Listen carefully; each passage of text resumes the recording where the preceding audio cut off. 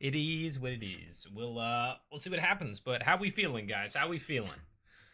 Episode 9. As of right now, it seems like we're going to get the soldiers table again.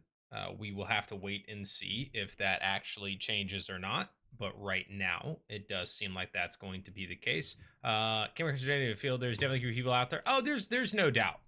I went on a date last night actually with somebody who has played Dungeons and Dragons and liked it and all that sort of stuff, Santi. Um, and played World of Warcraft and all that sort of stuff. Now, mind you, I haven't heard from them since last night, so there may not be another date with her, but uh, just to go on that point, for sure. What up, Jonathan? How we doing? How we doing? Welcome in. I have been just super low energy for like a freaking week now. It feels like just not a lot of drive. I've put out less videos. I've put out all that sort of stuff. Just a lot less of it. Dr. Caliban says, so hear me out. The table switch happens in the middle of the episode. I could see that. I said that in a video I posted today, a short, where I said, I do see a world where they do a halfway switch. Like the soldiers continue on. Because unless Sid has like split off from the group somehow, like that he was captured with and all that, or they didn't catch up, like the party can't currently take on the Taconis people that were there, like the cousins. There's no way. Like Univere could probably beat them by herself. Like she seemed insanely powerful. Slow down since over sure. Oh, in general, yeah, there's no doubt about that. It's one, less things are happening, less big reveals are happening. People find it easier to keep up with when it's not the overture, so there's no doubt about that. Like I definitely agree on that front. But just in general, I haven't been doing as much when it comes to that. But it's all good. We'll see what happens. I need Travis to stop rolling like crap so we can get more of the epic terror paladin moments. No, I'm with that. What's up, Spooderman? Thanks for the heart gift on TikTok. Feel that. Got sick Monday morning, and between my real job and YouTube, I've only worked like 4 hours this week from lack of energy. No, I feel that. I don't know. So when I came back from PAX Unplugged, I was not sick, but like a little off. And then that low energy seems to have just continued for like 2 weeks at this point, at least.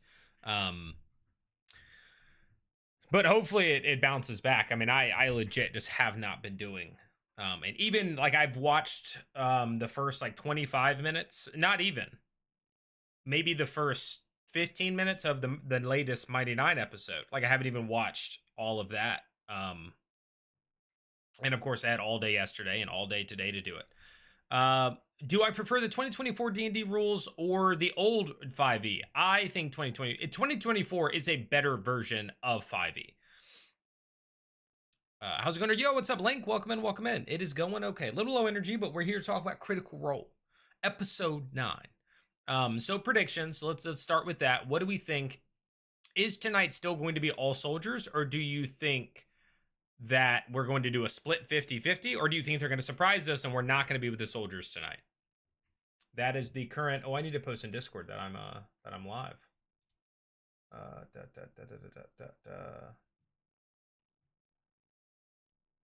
One second. Copy. Live noties.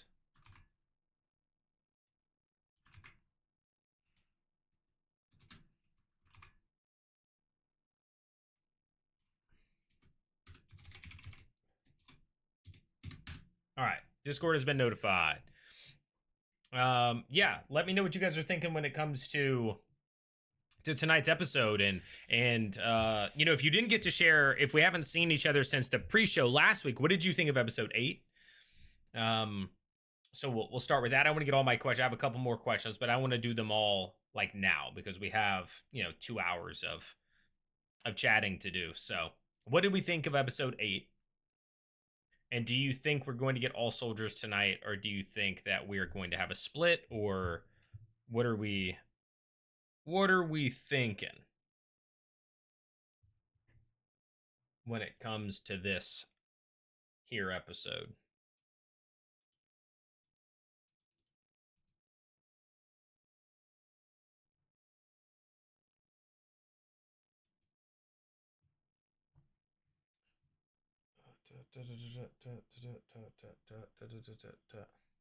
Sick body just needs to be out of whack. You know, I feel you, Famine. 100%. 100%. I need to get over it, though. Because this is, you know, what I'm doing or trying to do for, you know, a living. And I can't just be like, oh, I'm low energy as like a reason, you know.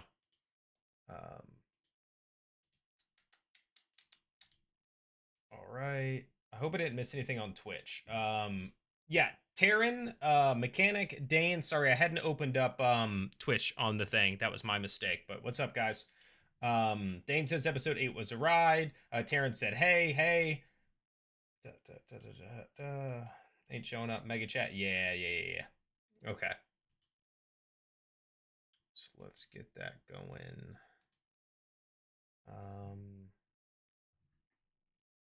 And my games, but shouldn't Laura have gotten a critical hit on the eye jab? Yes.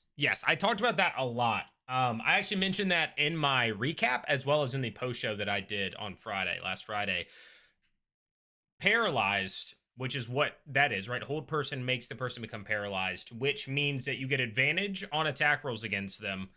And not only that, but if you are within 5 feet, when you hit them, you deal a critical hit.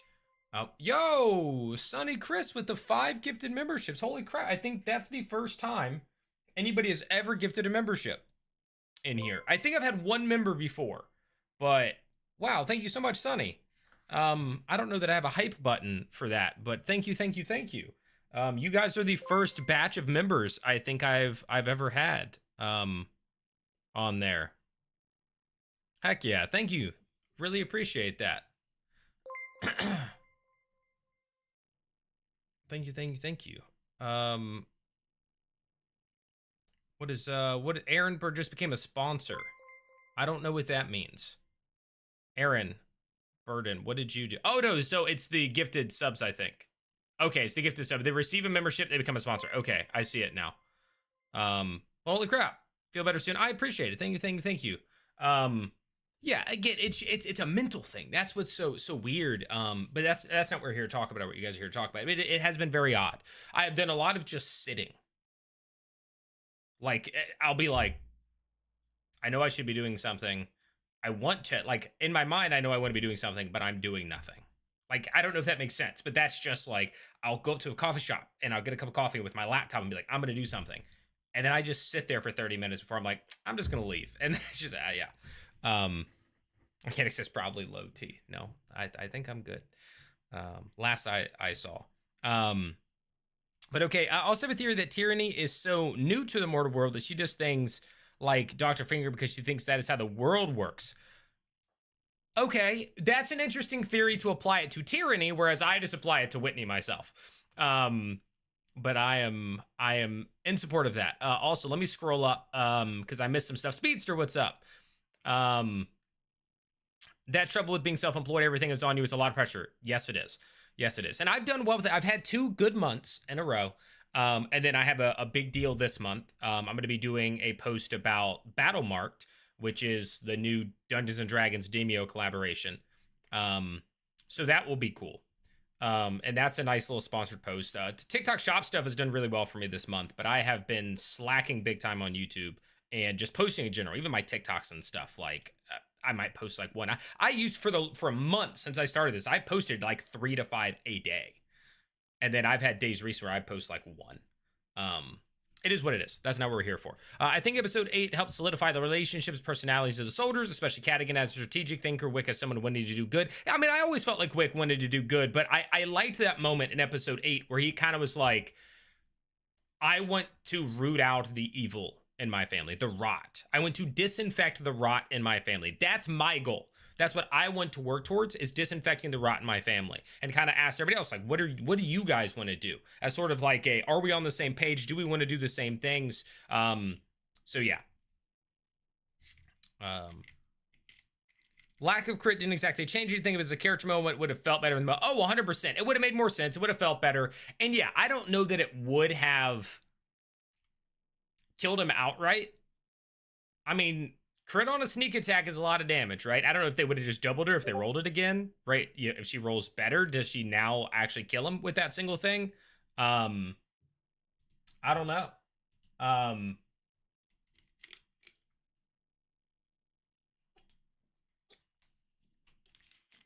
But yeah, I would have liked to seen it just because when you're sitting there, and I know it's easy to do at home. We're not in a thing with cameras around us and producers around us and thinking about how we're going to put on a good show. So of course we're watching going, how did 6 people at that table forget how hold person works?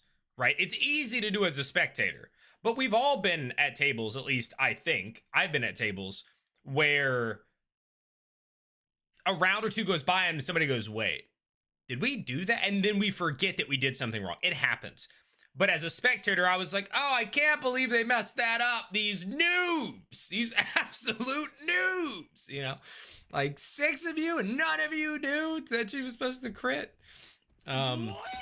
Yeah, Nate00159. Thanks for that follow on Twitch. Appreciate it.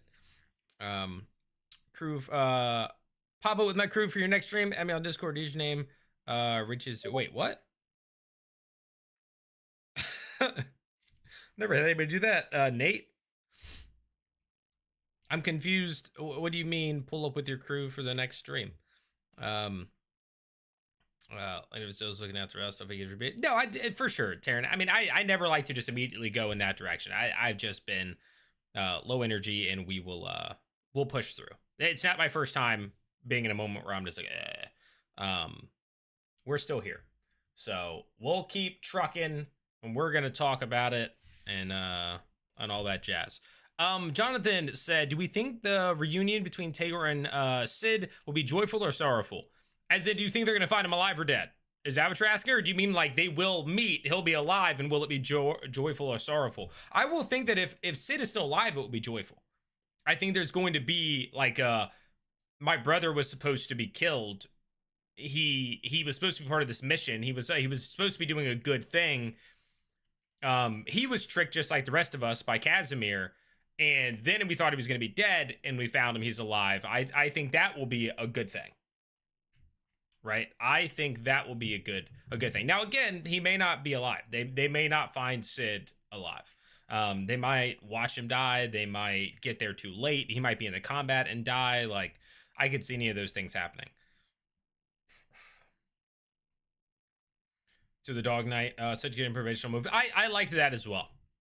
I liked that they decided to give Castle Sloke to Dame Cosgrove. Don't know how Brenna does crits, but I know Matt did roll double the dice as for in the moment. I feel like he had an amorphous amount of HP and was going to die when the moment was right. I also think that could be the case.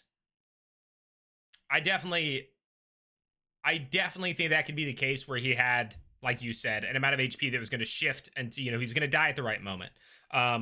Which some people, I know that's a topic I've seen in D&D videos lately where people will say, like, never fudge your rolls or never change, like, do everything, like, his HP is his HP and the rolls are the rolls. But if you think I get to a fight where this is, like, the big bad from, like, player 1's backstory and he runs out of HP on player 3's turn, that I'm not going to make him survive until player 1 gets the killing blow? No, of course I'm going to let that happen. And I'm not going to feel bad about it. You know, like, that's... It's a collaborative, for fun game, and if it's meaningful to that character and their backstory and who they are, they're gonna get that. I'm not gonna do it for every, like, lieutenant along the way, but, like, maybe in that exact moment, I'm gonna give them that chance. Yeah. It could be interesting because they haven't seen or spoken to each other in years. We don't know. Yeah, this is also true. We know that they haven't spoken in a long time. We also know that Sid thinks Tayor is, like, out, was it west or east? I know it's in my notes, but he thought, like, he said he was going to run up, like, show the deed and say, like, hey, these guys got it through blood. Casimir's not a good person. And then he was going to go try to find his brother, Tayor, either east or west. I don't remember which one it was. Number of players to watch yet, so I've been able to talk about it. Thanks to Saddlebar. Yeah, no problem. No problem at all, fam. I mean, talk about any of it. That's what we're here for, right? The pre-show is to talk about last week, well, all previous weeks and the upcoming week. So no problem at all with any sort of discussions about it. Do you think we were switching tables? It didn't sound like it, and I see your message, Speedster, above it. I just saw this one was really short. It didn't sound like it last week. It did not sound like we were switching tables. I thought that there was a good chance we were going to last week. So somebody else mentioned maybe this is a halfway, right? Maybe halfway through this week's episode, we end up getting a switch.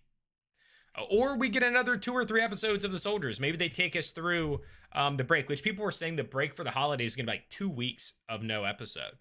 That's brutal.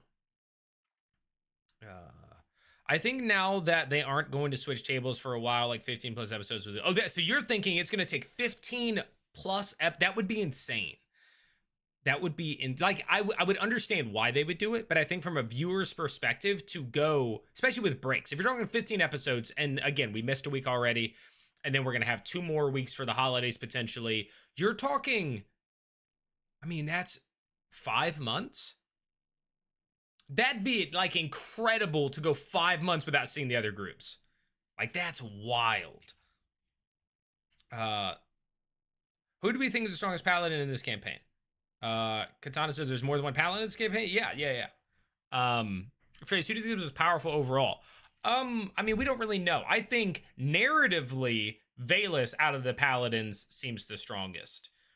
But we haven't seen, as we saw some of the overture. Narratively, because she was just hyped up a lot, Valus was like, oh my goodness, Valus is so strong. Valus is that sort of thing. But we don't know much more than that. And to be fair, they're all level 3, right? And the other paladin isn't even 3 levels in paladin. It's a source paladin, a sorcident. So they probably need at least 2 more episodes to catch up to Sid. I would think so, Daniel. Yeah, I would think that they need some more time. And again, I said this before. If they catch up to them and Sid has, like, if Univir and the other Taconis have shown up with the big night that they had, the party dies to them. Like, we've already seen the power scale. Univir, without moving, without uttering a word, force choked somebody off the ground. Power difference. The party, she probably kills the party by herself. She seems very strong. She Darth Vadered him. Unless the hounds get involved. That's true. That's true. If they have support, that changes. Again, everything that I'm saying can change if, like, an NPC that's very powerful shows up and does that, right? Like, sure. That changes everything. But as just their party themselves, I think, lose. What's up, Pitar? It doesn't feel like the right time to switch. Get the brothers united, have the soldiers fail to stop something that is going to affect one of the other tables, and switch to that table dealing. I could totally see that. I could totally see that. Again, if they would have decided we're gonna end this arc, we kill Casimir, we end the arc, and then maybe we do other groups that catch up to this moment in time, and then we come back and they try to find Sid, that would have made sense to me. Now that it seems we're going past that with Casimir, we're gonna keep going with this group. Now I'm like, okay, how long is it gonna go then?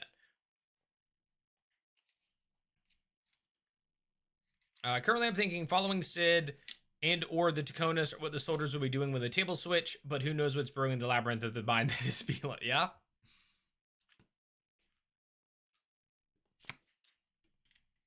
Hounds are going to help, so maybe there's a chance. Maybe, because the hounds seem pretty good. And I'm excited for that. I loved the ending of episode 8 because of the hounds. I love their personalities. They're very, like, noble. Hawkins was his whole thing with what was said to him, and then he responded in that specific way, where it was like a compliment, but it was kind of vulgar, and he was like, "Oh well, vulgarity is not, whatever," but I appreciate it, and it was beautiful. I loved that. Yeah, 5 months would feel a little bit disconnected. Like, hey, here's this entirely different narrative that's set in the same realm of existence, which we know they are doing, but too much time between switches separates the games. Yeah. My bet is that they do another cold open with the schemers this week and then stick with the soldiers through the end of the year. That's what I've seen that around quite a bit, Daniel. Is people are like, okay, since they didn't stop with that episode with the soldiers, or at least it doesn't seem they're going to. It seems like we're getting soldiers tonight. Because they didn't do that, people are assuming that we will get soldiers through the end of the year, which, to be fair, is only like one more episode, I think, because people are talking about them taking like Christmas and New Year's week off. So, which again is odd in one way because they're pre-recorded, so they can still post them. But on the flip side, they may be like, people won't be able to watch them. And the 25th is like literally Christmas, so that's fair. And so is January 1st. So I guess, yeah, I think they are actually going to skip. So we're gonna get next week, and then we're probably gonna have 2-week break. Why?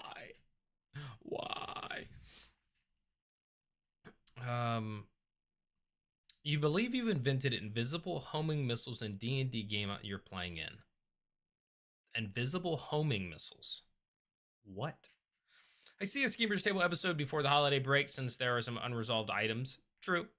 Again, they can swap at any moment, but it also, you know, I'm sure that they want it to be a good stopping point, not just like a random moment. We're like, oh, now we're going to go, you know.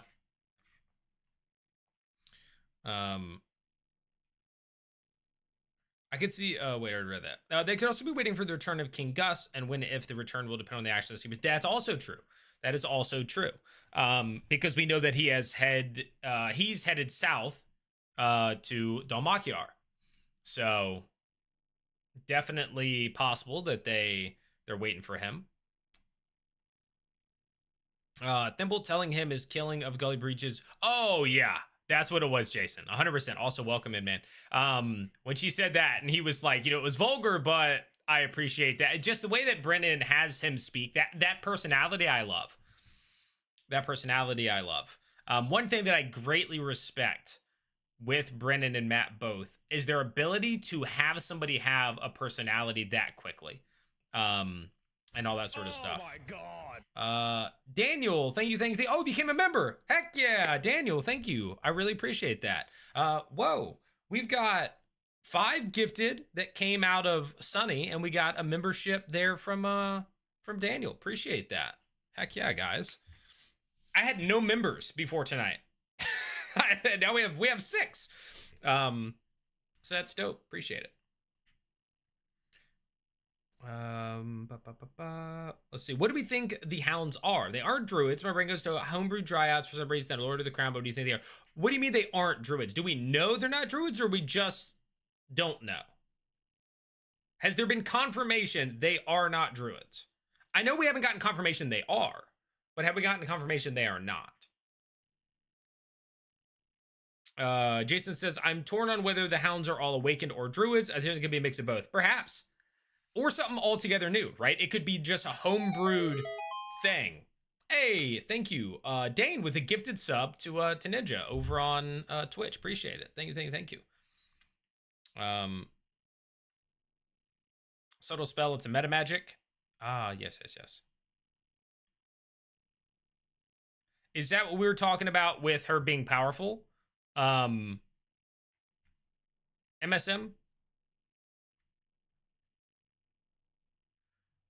Yes, they can. In 2024, they can, Famine. Yeah. Druids in 2024 can cast spells in their wild shape. They can talk in their wild shape. Yeah.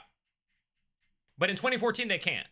But they're playing 2024, so they actually can.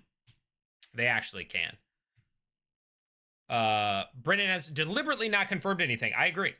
I think he's kind of left it up to people's interpretations for right now. First time I've done it, but like NERDCORE's intention for content. Well, I appreciate it, Dane. Thank you for gifting that sub, man.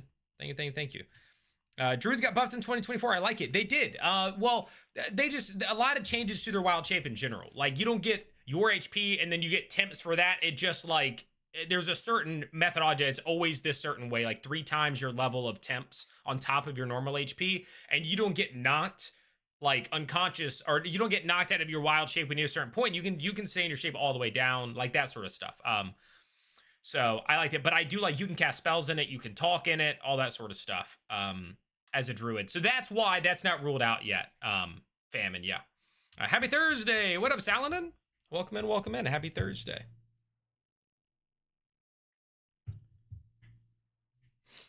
We were just discussing at this very moment whether or not the hounds are druids or not, which we simply don't know. But I know that a lot of people, like Famine was just saying, thought that they weren't because they were talking, but then it was brought up that in 2024, druids can talk. So while they're in wild shape. So there's still a lot of questions around that.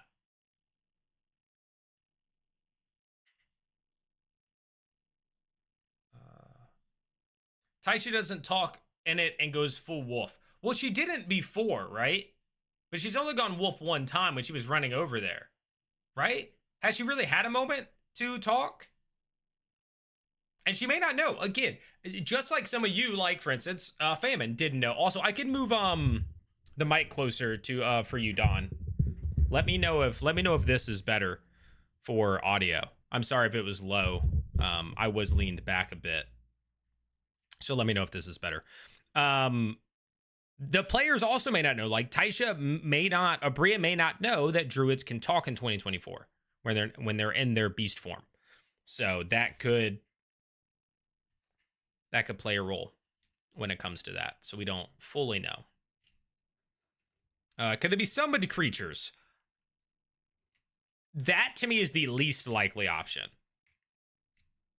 Because most of the time, unless it's some sort of homebrew, whatever, their time frame is relatively short to be like going on whole missions by themselves and like sleeping, at this place and going over here and doing all, like, they would need to be resummoned, I think, when it comes to that.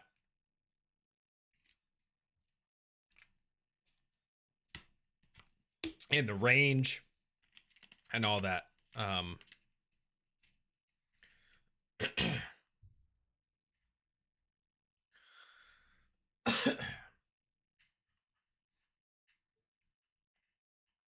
Yeah, so we will, and I don't know when or if we'll find out about them officially. Well, I think we will eventually. I think at some point somebody will ask Brennan, or it'll happen in the cooldown that he will mention that they are in fact druids or not druids or whatever. Do you think the soldiers of Temple are going to revive the torn banner under the Fanged Falcons?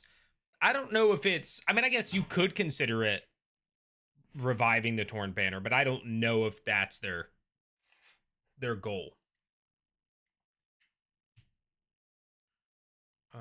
Spell is probably telekinesis. That could be it, yeah. Either way, when she lifted him off the ground and force choked him, it just seemed like incredible power. And then she has that big guy who like spanked him with a sword as well. What do you think is the strongest druid subclass? I like Circle of the Moon. But I can't remember if I was thinking that for 2014 or 2024. I also think the new one of the land, right, which is the, like wild shape focused one in 2024 is pretty solid because you can cast spells and all. Moon was the best 2014. Yeah, that's what I was thinking. Because when I first started the game, I am running. I had a druid and they were 2014 druid Circle of the Moon, and it was insane.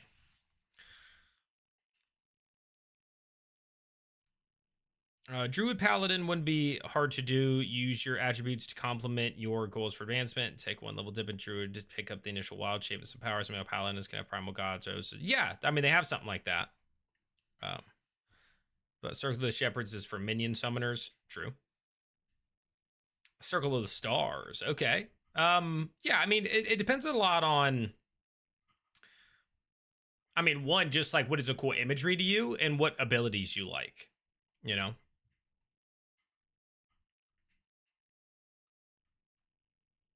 I think bringing out the Falcon banner was supposed to sow confusion and fear from Wick's family. Yeah, well, that was the goal, right? That's why they didn't do the torn banner. They're like, well, let's not like give a legit thing that, but let's do something that's new, but maybe somewhat tied to these places, and just have somebody taking credit for this, right? I think that was kind of the idea. Is like somebody's going to take credit for dismantling Castle Sloke's leadership, even though it was only there for like a day, if that. It doesn't be a defined goal to be consequence of their actions. This campaign is all about butterfly effect. I agree. I think we've yet to see some of the potential ripples from some of the actions that have taken place. Just because, one, we've just gotten started. Like, it feels like a lot, but in reality, we have just gotten started. And we've only done it for one group so far, right? Yeah, was it in the cooldown or was it in the episode where they pointed out that they were going to say, you know, oh, the shortest reigning Baron of Castle Sloke, Casimir, and somebody was like, no, actually, he's in second place to Vikander Halavar, who is the Baron of Castle Sloke for literally like a couple of minutes.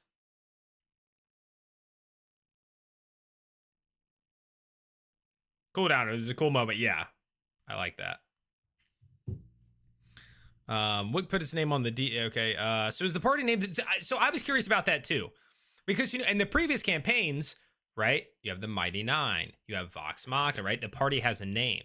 Now that they're split and potentially going to be intermingling, are we going to have a name?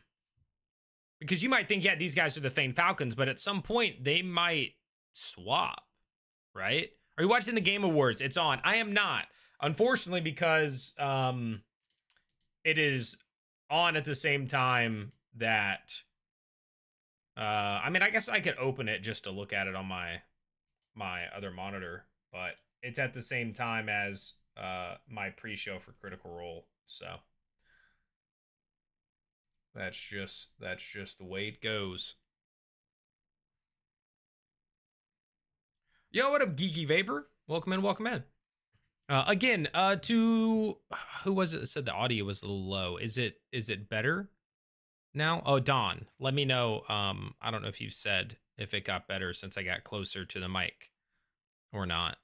Hopefully it's a little bit better, because it's showing that like when I talk like this, I'm going into the yellow on my end, just a little bit. Like it's like top of the green into the yellow, but I'm not hitting red. So I think my volume should be fine.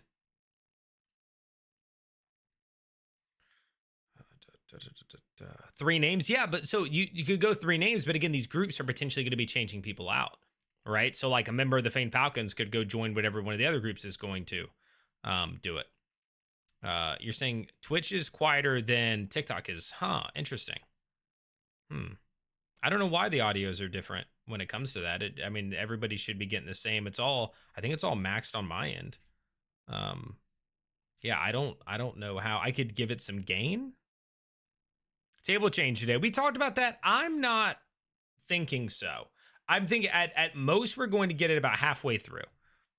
Like if we're getting a change, I think it's going to be about halfway through. That's my guess.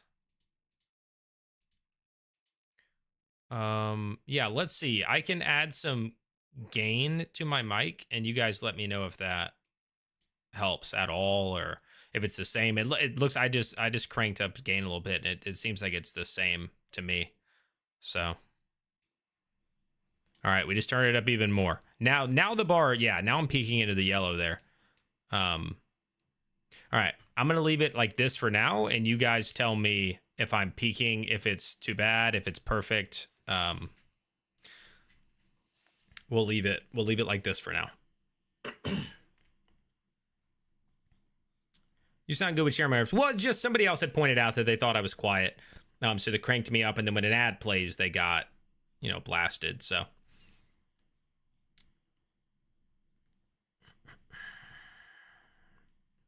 Names tied into estates or guilds, maybe. I could see that, David. Yeah.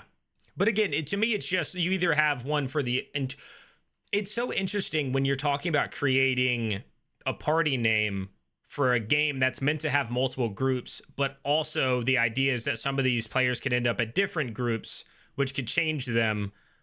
And all, yeah, I don't know. And with the idea that like the game is very dangerous and like death is probably going to happen, so then you're creating a name for a group that's probably going to not only change players at some point but potentially change them because of death. And so it's an odd thing to like give a group name or to do something like that in campaign 4. Does that make sense? Hello, Taz of Exandria and Araman. You said also hi. Did I miss your previous message? Oh, no, you said, will we get party names?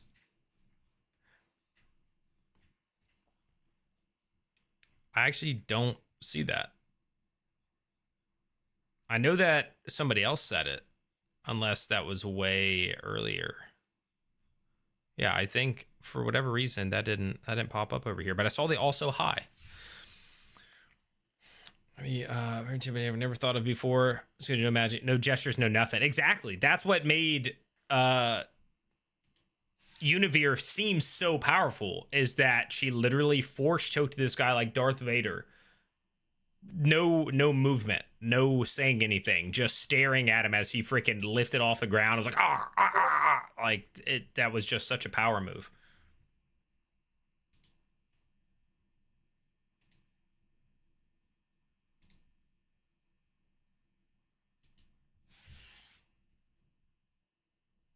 Sorry, I'm kind of trying to see as well what this stuff is they're showing on the Game Awards.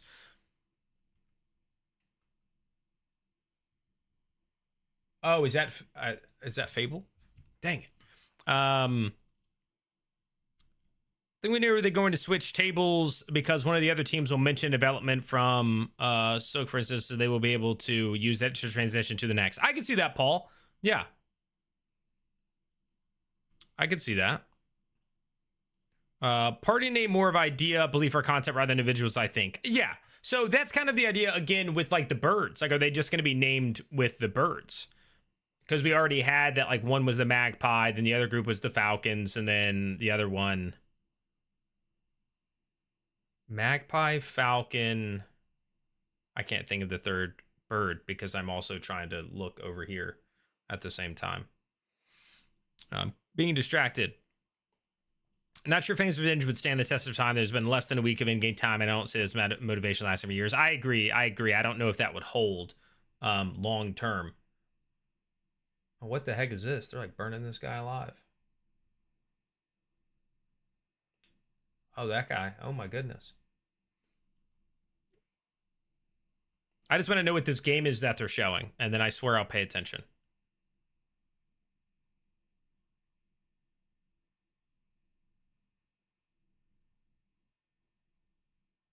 Might be Divinity. We're still eating soldiers, I assume. That's what it seems like, Tails. Yeah, that's we talked about that. I do think from what they've said, it seems like it. Doesn't mean they won't throw us for a whirl, but the thumbnail is still Sam. And then with everything else in mind, the way that they were talking, it definitely strikes me that we will get the soldiers again. Crows were the thieves. Yeah, there was something else. Yep, Larian Studios. I think that they'd showed the trailer for Divinity Original Sins 3. I think is what we're seeing. Unless it's an altogether new game.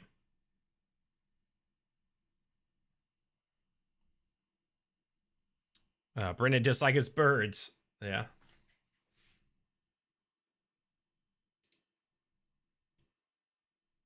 Yep.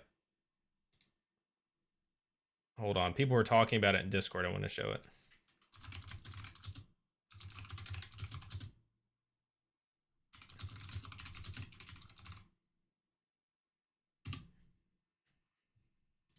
Okay. Yeah, nightingales. That's what it was. That's what it was. It was magpies, falcons, and nightingales. Yeah. And as much as I want to have that up, I am going to lower it and close it, or else I will be distracted. Just learn how to do realistic bird noises. You don't think his bird noises are good? Realistic enough?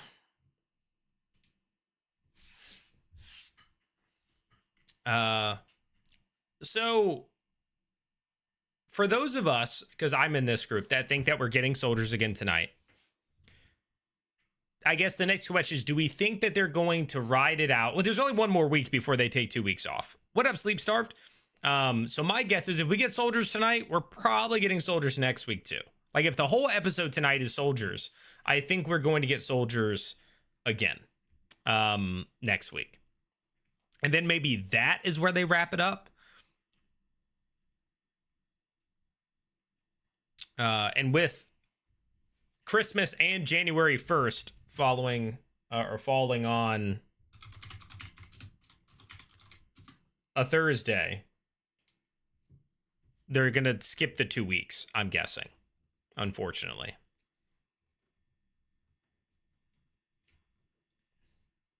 I want Wick to either start getting called Angel Boy or start a new faction called Angel Wings or something, but I'm just simple and stupid like that. I mean, it would be cool. I don't know that it's going to happen, but it would be cool. It would be neat.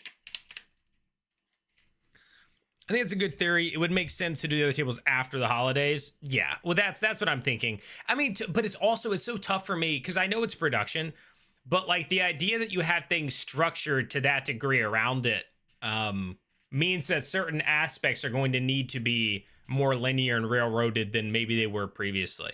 But that's also kind of an illusion as like a dungeon master as well. Like that's normally how it goes. Yeah. I think the soldiers still next year, the storytellers, and we'll want a satisfying arc. Yeah. So, well, again, next week they'll still play. So I think we get tonight and we get next week. Then we're going to skip 2 weeks and we'll come back on the 8th and get that. Better don't worry about the sound. Just don't clip. Okay. Got it. I don't know if you're behind or not. Let's see that. Maybe something on Tuesday. Have they done that before? Has that been something that they do where they'll air like a Thursday night episode on a Tuesday? Or are you saying they might just do something else on a Tuesday? Like it might be a different thing.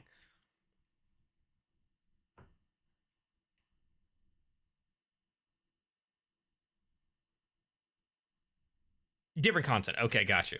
Watching it as it airs is a bad idea because 2 weeks with no episode will hit hard. No, I agree. It's going to suck, especially as somebody who also does like recaps and tries to make some content around it. 2 weeks of nothing new is going to blow, but that's just the way it is. In other news, did you see how much the Percy coat auctioned for? I did not. Do elaborate. I saw people, I tuned into it very briefly with not even audio on last night.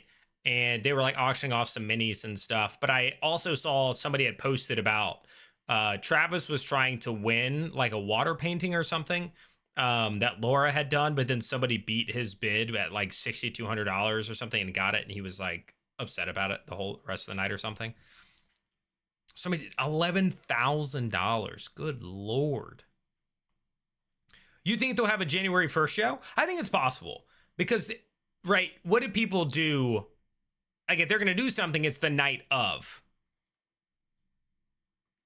You know? Like, it's the 31st of January that people do stuff on. So maybe December. So maybe January 1st is open. I still think it's not going to be. Like, I don't think it's going to be, but yeah. Yeah. I could see the thought where you said that you think that they'll do it, but in my mind, I'm like, I don't think they will. I don't think they will. They'll sleep in. Well, to be fair, again, it's they've probably already recorded the episode that they're going to do for that. So, but yeah, 11,000 for that is crazy. Laura, auction jesters. Yeah, I saw that. I saw that it was doing that. The wedding dress. I had seen a specific ad about that, or like a post they made. Do a full recap of the first 10 episodes, a bit more tightened down from previous recaps. That is an idea. That is very hard because when I did my Overture recap, I struggled for like 2 hours trying to even start it before I just said, you know what I'm going to do? I'm going to combine all of my other recaps into one video. And that's what I did. I didn't have one for episode 1. So I had to do one for episode 1, and then I just spliced episode 2, 3, and 4. Because there's so much to recap in 10 episodes, and deciding what's important, what's going to go in, what's not going to go in, making it flow. I don't know. It was so much that I gave up.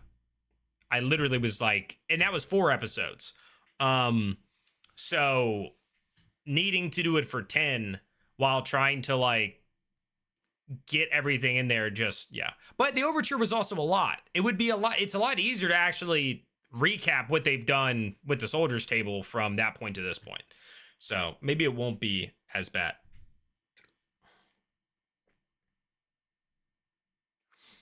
Studio for streaming. That's fair. Yeah. But it would still be sleeping in, right? Again, I don't think they're going to do it, but just in that way, I mean, it starts at 7 p.m. Pacific. So they could have slept in till freaking 5 o'clock in the afternoon and still be able to do it. How many episodes are already recorded? Yeah, we talk about that every now and again. We're like, how many are already recorded? How many do they do at a time? And it's all, you know, I don't think they've outright said. But my thinking is they probably have 4 to 8 already done ahead of time at any given moment. Like right now, they probably have like 4 to 8 episodes that are already done. The person who won the wedding dress said she will make it available for rental with that money going to charity. That's kind of crazy. That's cool. That's a huge risk. Cadigan is not a druid. Cadigan is, took the feat, I think, is it Magic Initiate? And took druid. What? I don't. Dan, thank you for the follow on Twitch. Appreciate that. She had commented on our video that she was, oh, that's dope. That is super cool.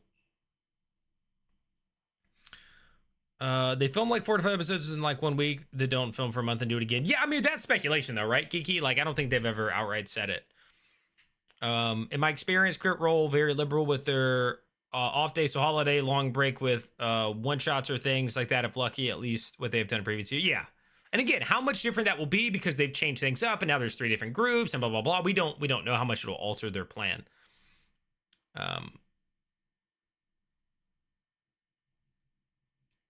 She had commented on it. Okay, read that. I'm excited. It was her. I like them old people have access to the dresses of only one person price. Well, that's always cool when there's something like that and more people get to enjoy that special item. I agree with that. It is a risk because you're going to let people rent it. What do they do with it?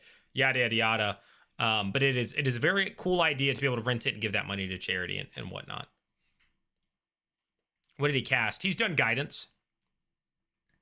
And I think he actually said the word again. I don't remember if it was last week's episode or the cooldown where he said something about initiate, I think.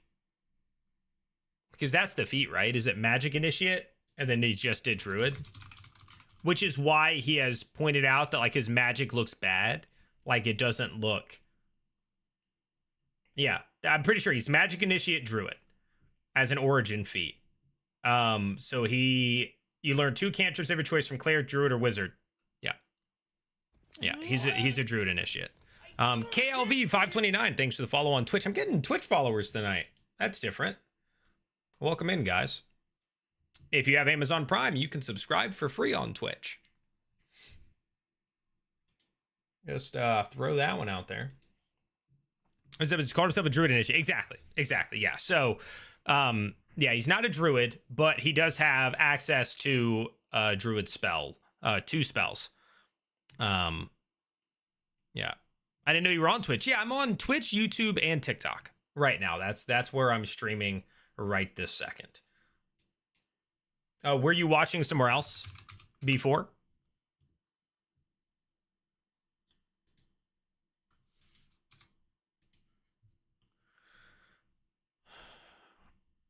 Let's never get this is collaboration. Quite a few few capable, talented DMs. They could surprise us with one shots from anyone at any time. I'm not surprised if we don't see Liam do another Christmas related. That's also true. Yeah. Again, do we think that it would fall on one of those Thursdays? Probably not. But I think that goes back to what Tail was saying, that it could be something on Tuesday, right? So maybe Tuesday the week of Christmas, we get a one shot from Liam or something. There could definitely be some surprises. Brandon says, I haven't watched since episode 3 or 4. Fill me in. So you hadn't even gotten through the overture yet. Well, luckily for you, Brandon, I happen to have recaps for every episode you've missed. Right there on my YouTube page.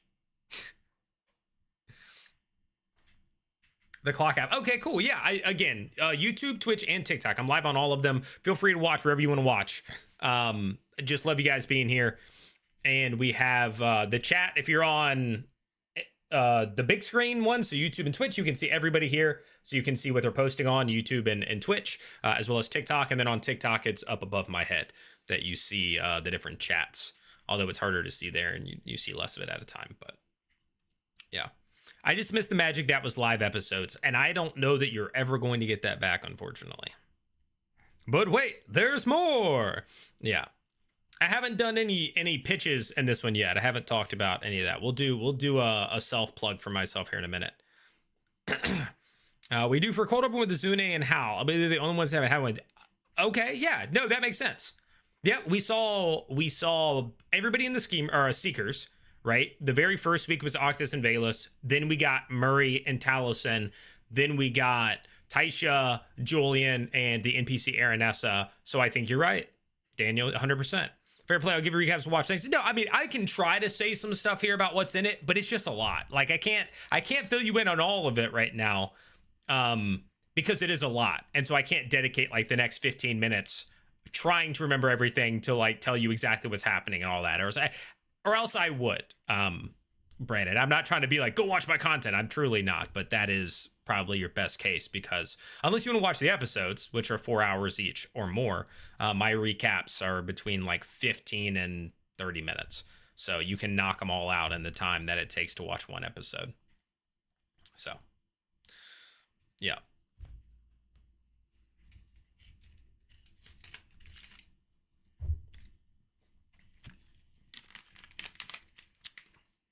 I will mention one thing real quick, and it's not actually a self-plug. For those of you who don't know, I got to go to PAX Unplugged a couple weeks ago. And the reasoning behind that is because there's an organization, we'll call it, a creator collective called The Banished that has really dope merch. And I don't know if you guys will be able to see it, but on the back of this, it's a dragon, and it says, "Slay this." If you guys can see it, it's a dragon and a knight, and it says "Slay this." It's very cool style and all that, but this group funded 13 creators to go to PAX Unplugged to make content, to network with people, to like basically it's a way to get small creators the opportunity to, get their shot, to get in front of booths and talk to companies and go to panels where they can learn more about D&D or producing content or just becoming better, shaking hands with other creators, that sort of thing. And so the idea of The Banished is that the slogan is screw profit, make art. And t-shirt sales are the current way that they pay to send creators to things. Nobody is pocketing the money. If you go and you get a dope looking shirt, I've got a hoodie, I've got other stuff too. I wish I had it here with me. And you get it. That money goes directly to sending smaller creators to things like Gen Con, PAX Unplugged, making sure they have a place to stay, making sure they have travel, all of that stuff. So I'll throw this in chat real quick. But it's a pretty cool thing. And the merch is super cool. Like if you guys haven't seen all the merch, it's super cool. Some of the other creators, if you're on like TikTok and stuff, some of the other creators, Dragon Slayer, Frecky, but Stephanie Plays Games on YouTube was there with us. A bunch of people, but it's dope merch. It's like streetwear almost D&D stuff. So yeah, that's my plug. This isn't like a self plug, but it's a really cool thing. The store technically goes live tomorrow, but I'm letting you guys know now about it. So there you go. And now we can get back to talking about, it came up in my mind, and so I decided to share that. But yeah, it's a good way to support small creators. So if that's something you're interested in and you get something for it, it's not like I sit here and go, hey, support small creators by giving me, $20 or whatever, which still feel free if you want to. It's like, hey, this isn't for me. Like I'm not getting anything for this. Nobody's profiting. The idea is supporting creators. That's all it is. It's to get people to events, to do things and stuff like that. So I love the one shot from the Travis DM'd. Would really enjoy him doing another one after so long. And I just watched the Watermelon Wildlings trilogy with Sam. Robbie has co-DM'd very successfully. So even without Matt and Abria, they have a ton of good options. Oh, 100%. Well, Travis is going to do the one in Texas, right? The live show. In Texas is going to be Travis doing it. Ryland Prince of Texas says, love the videos. Keep it up. Thank you, man. I really appreciate that. I'm glad you like the videos. I have been slacking big time on videos the last 2 weeks, which we talked about at the start of this live stream. I don't know. I've been so low energy. I just haven't had any drive to do it, unfortunately. And I've been trying, I have, but I just sit and just sit. So hopefully we'll get back on the wagon and start cranking some videos out. Sam actually is the new DM for all the camping for starting tonight. How crazy would that be? And they were just like, hey, something came up. Sam's gonna DM now. What does con rats mean? Convention rats. So the idea, it's a play on socialism. So comrades, right? Comrades, like social, whatever. Con rats, convention rats, comrades, is what that is. So it's supposed to be like, that was one of these special edition shirts for PAX Unplugged. Yeah. That's one of those things where some people may not get it, but that's the idea behind the con rats thing. That's why you see him. He's holding up a flag and stuff, like against socialism. Yeah, that's what that is.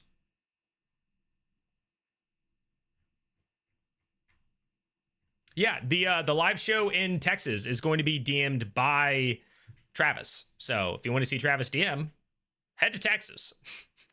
I've thought about it, because my buddy lives in Texas, and he also really likes Travis and watched Campaign 1 and all that. So there's potential of going out there, staying with him, and us going to the live show. Has anybody else in here been to a Critical Role live show? I went to the Indianapolis one, which was a great one to go to, because that's where they announced Campaign 4. I got to be in the building when the very first time they announced Campaign 4. They announced Brennan as a DM. They brought him out. Yeah. Or wait. No, they didn't do that. They did just the trailer, right? Now, why can't I remember now? No, they brought him out. Whatever. Doesn't matter. I was at Indianapolis, and I was there when they did the trailer and they did all that stuff, and that was super cool. That was a super cool one to go to. And it was one of my really well-performing TikToks. I just for screen, I literally zoomed in and recorded the Jumbotron showing the trailer. And yeah. Justice Wedding was the only live show I've really vibed with in a while. They're different. They're definitely very different.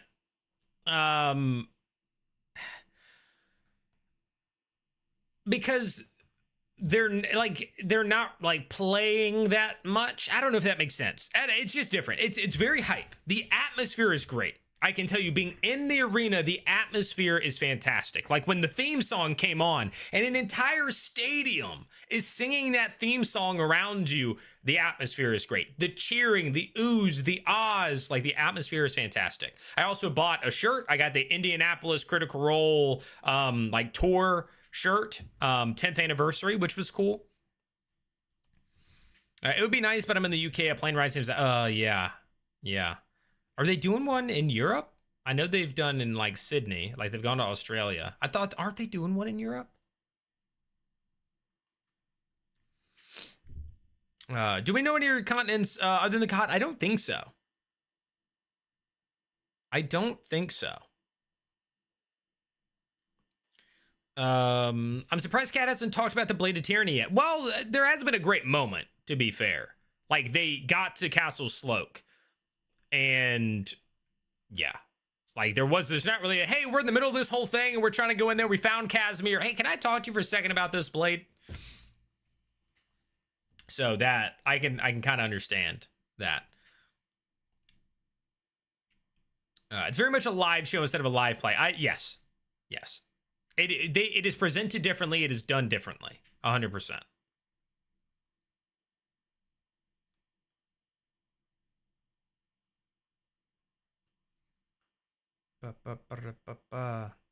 Penny Arcade did amazing live games like that. Sarah always felt a bit stiff. Yeah, it's very different, I think. Like, their game for that is very different. Similar to, I think, Dimension 20's games are also very different compared to Critical Role's when it comes to the live shows that they've done.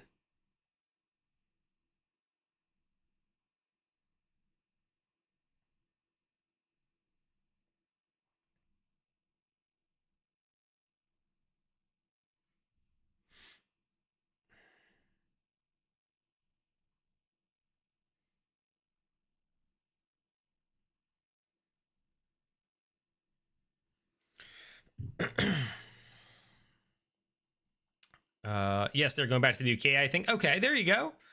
There's one coming to the UK, Taryn. They have 2 in the UK next year. Well, get on over there. They did Scotland. Nice, Debs. I've never been, well, I've only been to the UK once, and I basically just went to London. The only other place I went just outside of London to, I think it's like Watford or something, for the Harry Potter studio tour. And then I went to Bath, which was beautiful. But I've heard that Edinburgh or Berg, whatever you want to call it, is an amazing place to go. I've heard nothing but great things about that place in Scotland. Six Pool says, theory, Casimir is now in league with the Taconas.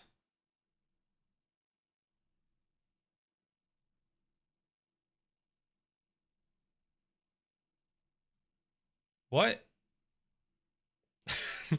He was always in league with him. Do you mean he's in league with him now because he's dead and so he's fighting with him in the, like, undead place? I meant Sid. Oh, I was like, what episode are you on? Like, yeah, I was a little confused. I was like, I don't know what episode you're on, but yeah, Casimir is, yeah.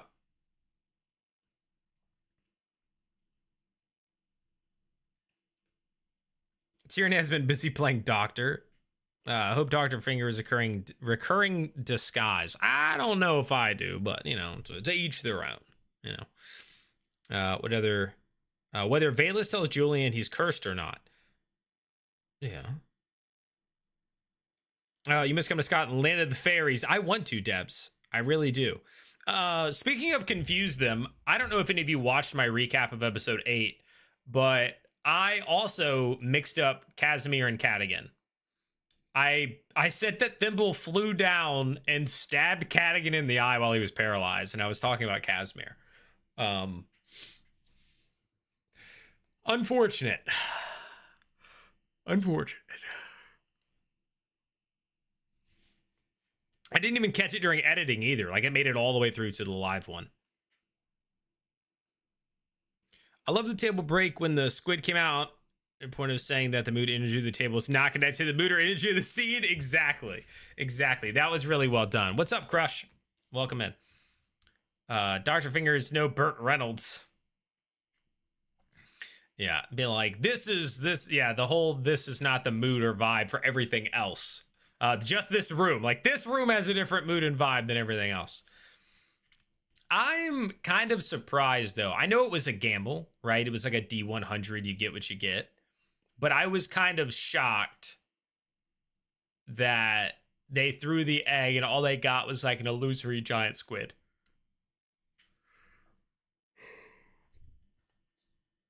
I'm East Coast. Will tonight be good enough to keep me up all night? You will know if you stay up all night, and then afterwards you'll know if it was worth it. Because I couldn't tell you. I haven't seen it. I personally would love one of the tables to become the BBEG of the campaign. Like, they don't necessarily recognize that what they're doing is bad, but the other tables are trying to fix it. Yeah, but which table would that be? Out of the three right now, I don't know who would do it. Seekers? Like, out of the three, I guess it would be that. Taylor's trouble with the trees cracking. Yes, yes. His continual problem with the trees and falling out of the trees and failing to climb the trees and breaking the branches on the trees. That's a lot of fun for Tayor. Sid, Cat, Kaz, Thaz. Yes. Yes.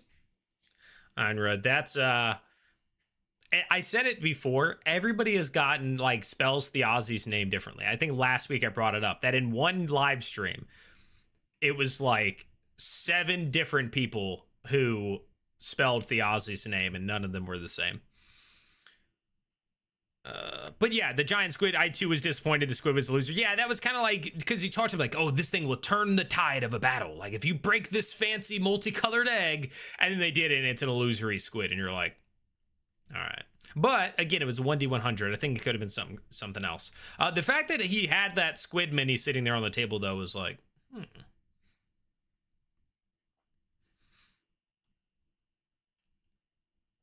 Something I can watch all day is a bunch of clips of Matthew Mercer's accent and voice acting skills. 100% speedster. I've said this before. I like Brennan, and I like him as a DM, and I think he's doing a fine job. But if you put a gun to my head and we're like, pick one, I'm probably picking Matt. I think I vibe with his style more. But again, I like them both. I think they're both great. I'm enjoying it. But if it was, who do you want to Dungeon Master for you? I think I would probably go Matt.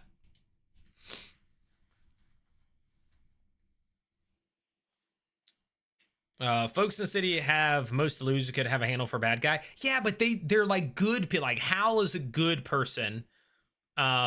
Murray doesn't strike me as a bad person. Azune does not at all. Like, he's like a goody two shoes. But Lair's like the only one that I could see kind of going a little.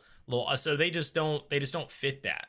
None of them do. Like, none of the tables, because it's a heroic fantasy game, strike me as like we're gonna end up the bad guys. The only way like Hal could like go bad, they like kill his kids or something, but even that, I don't see it. I feel like the Dakotas were trying to turn Octus into something weird before they removed the stone. Maybe have been the BBG. Maybe. Yeah.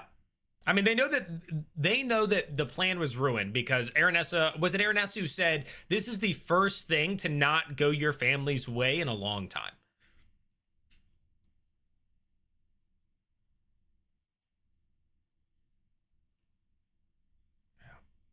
Maybe Brennan pulled his punches knowing the squid would TPK. Well, I thought that squid would be fighting with them or something, but yeah, I don't know. I can't remember character name, but Talison's table maybe. Feels like they're walking that knife. Well, that's what I was just responding to the idea of them. I can't see the same reciting within the houses, yeah. Oh my god, the Takana's plot with the stone makes 0 sense. Why leave such a large loose end on the literal table? Did brother not know Lady Aranessa was a high-level mage? I mean, arrogance.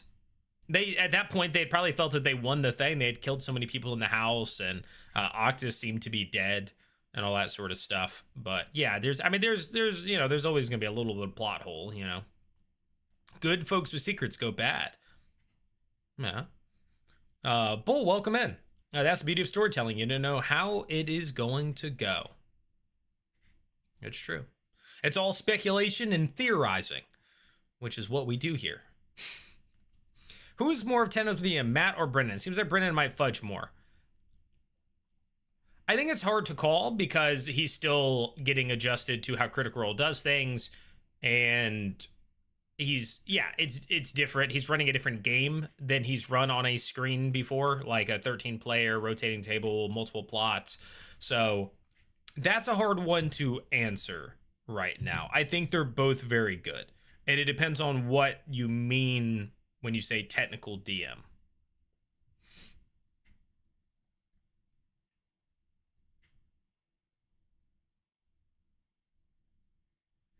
Screamed at him. Yeah, so that's what we don't know. I think it was at some point kind of hinted or at least theorized at the table that that was like maybe his grandfather or his grandfather's father or something. Like it was some old lineage of his family or something like that was an idea.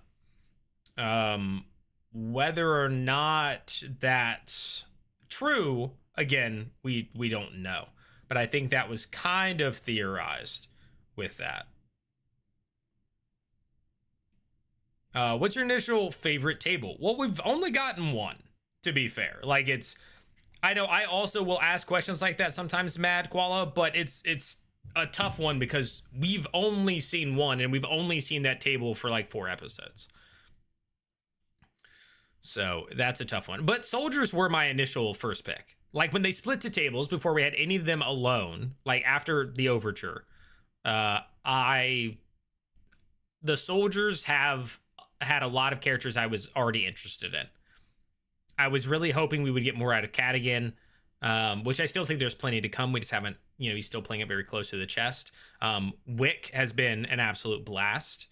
And I've enjoyed Tayor quite a bit. But I'm still looking forward to all the other tables. I think they all have characters that I'm intrigued by.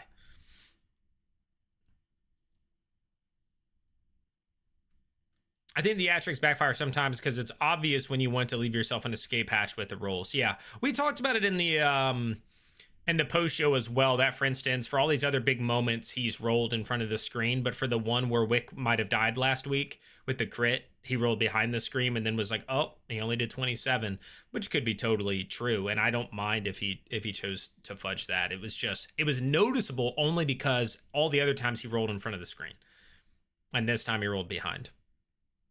So just something to pick up on. They start an uprising that gets out of hand. Theater becomes the spark that causes the flame to catch. The archive provides the magical artifacts that arm the uprising. Yeah, well, that's what I mean. Again, because the schemers are still in town. One of them works at the museum, and one of them works at the school, and one of them is doing the theater. That's why I predicted before we ever knew they were the schemers. I was like, these are the people that are going to stay in the town and be the schemers because they're going to be taking part in this stuff. They have a reason to be there. And we also knew that like the House Einfausen was trying to get into the guard and take over the guard to be like the personal force. We knew that Taconis had shown up and were replacing the dean at the school. We now know that Lady Cormorant is interested in the museum, right? She's talking about the artifacts and stuff like that. And can they kill Celestials, the pariah blades, and those sorts of things. So it was all kind of teed up when it came to the schemers, in my opinion.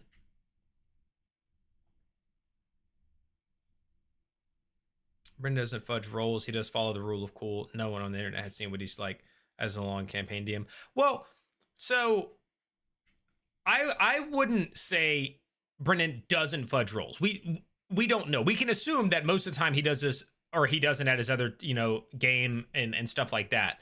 But I think it is always possible for a DM behind a screen to look down and say, no, that's going to miss, or no, that's going to hit, or no, that's going to do a little less damage. And we just don't know. Do I think that it's like willy-nilly done all the time? Absolutely not. Matt Koala says, I prefer the Seekers because of all the internal conflict between party members. There is quite a bit of friction over there, but I think some of them are starting to get over it, as we saw with the cold open last week with Taisha and Julian. A small critique I have is that they haven't had an even playing field combat yet. They're always outnumbered. The tree fight is my favorite combat so far. Well, I think that's kind of the point, and that was, for instance, which I talked about quite a bit in my recap. I think this last fight at the castle, the idea was they needed to thin the herd. They were going to lose if they went in there guns blazing and tried to fight 17 enemies. There was no way they were going to win that. So the idea was that they needed to do things like wait for the group to go down to the town, then cause a distraction and get more of them to go, right? And they did.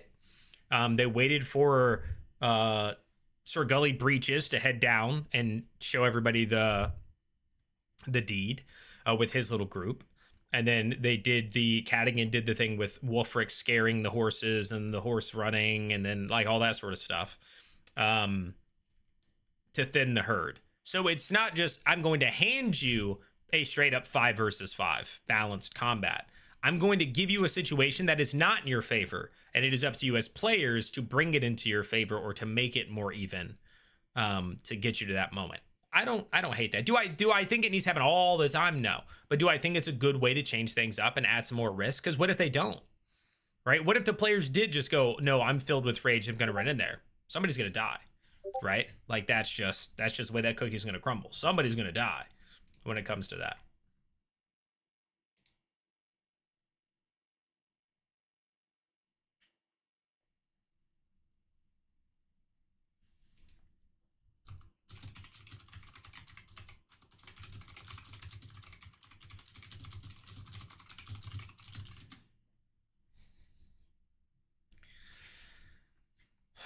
Let me see. Would the game and story really be better off of Wick died last week? No. I think Brennan does fair encounters. Yeah. Well, I think fair in some ways. Again, you can make them more fair, but he's not going to hand them to, like, every fight is going to come to you polished as an encounter, which tends to happen in a lot of home games, right? Like, most of the time when you're creating a combat, it is the idea that it is going to fall into, like, 3 categories, right? Like, easy, medium, and hard. I think they're different. Like, it goes, like, difficult and deadly or something, but, yeah. Every table has a character I am so looking forward to, and every table has a character I am just not. Enjoy as it comes and see what happens. The characters grow, and so do I. Exactly. That's the way I felt the whole time. Like, again, I didn't like Tyranny episode 1. I liked Tyranny a lot more episodes 2 through, like, 6. Fell off a little bit for me in 7 and 8. Still don't dislike her, but a little bit.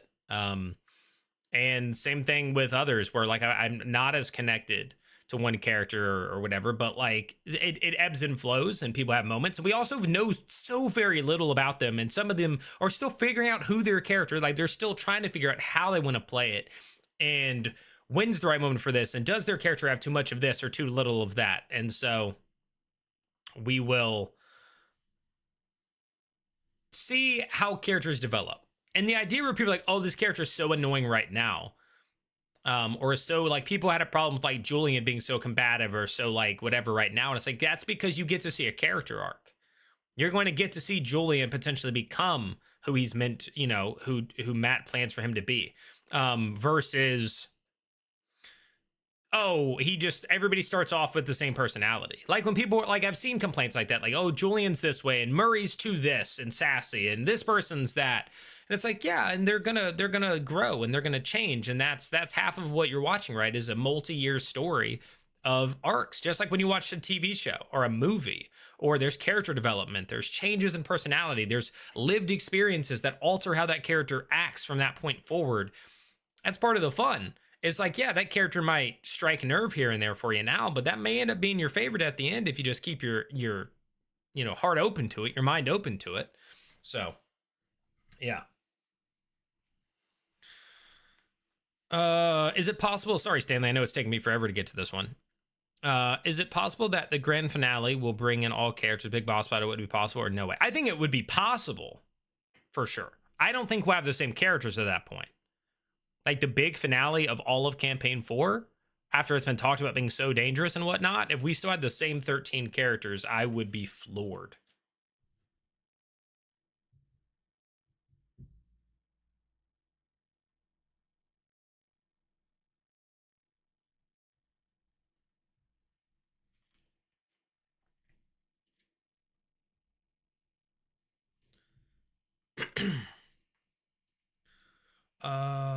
I think the biggest issue is that the power role players are at Soldier Stable, with the exception of Matt. Everyone else has a more low-key role player style. Even Marisha is less animated.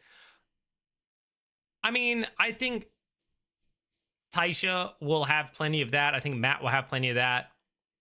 And honestly, I think at some of these other, I think you may see people be different in some of these tables. I think, especially because you don't know how certain chemistries are. You don't know if some of these, again, because they're a production, some of these things are probably discussed. It's probably like, hey, you know, most of the time these two were the power gamers at the table. These are not power gamers in that way, but like the strong, like they were the ones who took a lot of initiative. And at your group, somebody needs to be that person. And so we'll just have to wait and see how some of those things go, I think. Big boss fight, perhaps 2 tables, filmed simultaneously with switching, like watching 2 camera views, co-DMs, perhaps. Maybe. I mean, I could see 1 DM for that, but maybe they do bring in somebody to be the second on it. Do you like the players available bloodied and downed rules? Yeah. I think the downed one is fine. I can't remember the bloodied one. It's just escaping me right now. Again, I don't know. I've been mentally fatigued for like 2 weeks. The bloodied one is escaping me. I remember them mentioning it. But the downed one I have no problem with. Need to go for work. Oh, no worries. Taryn, thanks for hanging out. Thanks for chatting. Enjoy the rest of your night. Get some rest. Late, but I made it. Last episode was awesome. I'm still waiting for someone to die. Brennan has 100% too nice. What's up, Bach? I imagine it's just Brennan with a big table and it cuts across different battles to different groups. That could also be it. Thank you for these videos. Thank you for being here, Bull. Appreciate it. Caleb was not the same person at the end of Camera 2 as he was at the beginning. Exactly. Very different characters. People are growing, changing. Brenda's posted on Blue Sky that the search for Sid continues tonight. So guess what's on soldiers? Yeah, and the thumbnail was still them. So yeah, it definitely seems like that is the case. For those of you who don't know, the people who made Baldur's Gate, Larian Studios, just revealed a new cinematic trailer for Divinity. They're coming out with a new Divinity, for those of you who didn't know.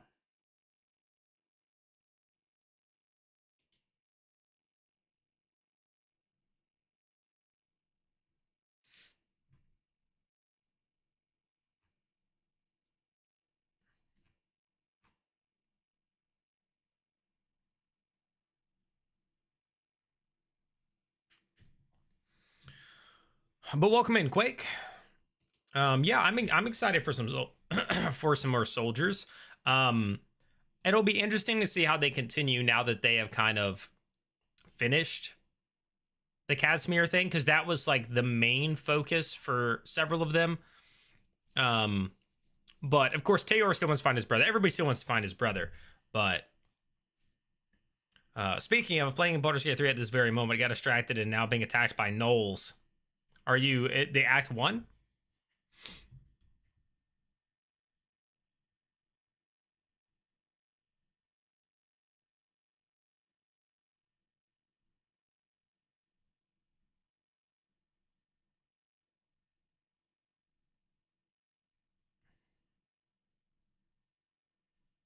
Not very far. Nothing wrong with that.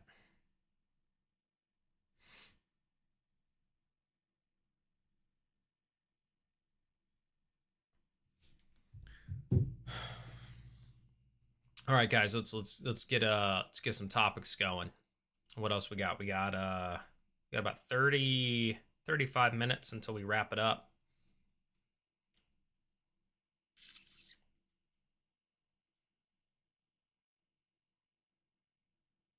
I'm trying to think.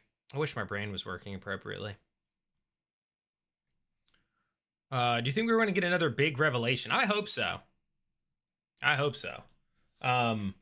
That's a very selfish thing for me, but that's because as somebody who makes content around it, big revelations allow me to have a good title or thumbnail or get their talking points, and people like talking points. So I love those. I thought, here's a little thing. I did a video based on an interview or a little thing that Polygon had put out about the favorite characters of 3 of the people. Laura Bailey, Marisha Ray, and Ashley Johnson revealed who they would play if they had to pick one character they had to play forever. Who would you pick? And I did a video on that, and I thought that for sure people would be like, oh, I want to know. Did not do great.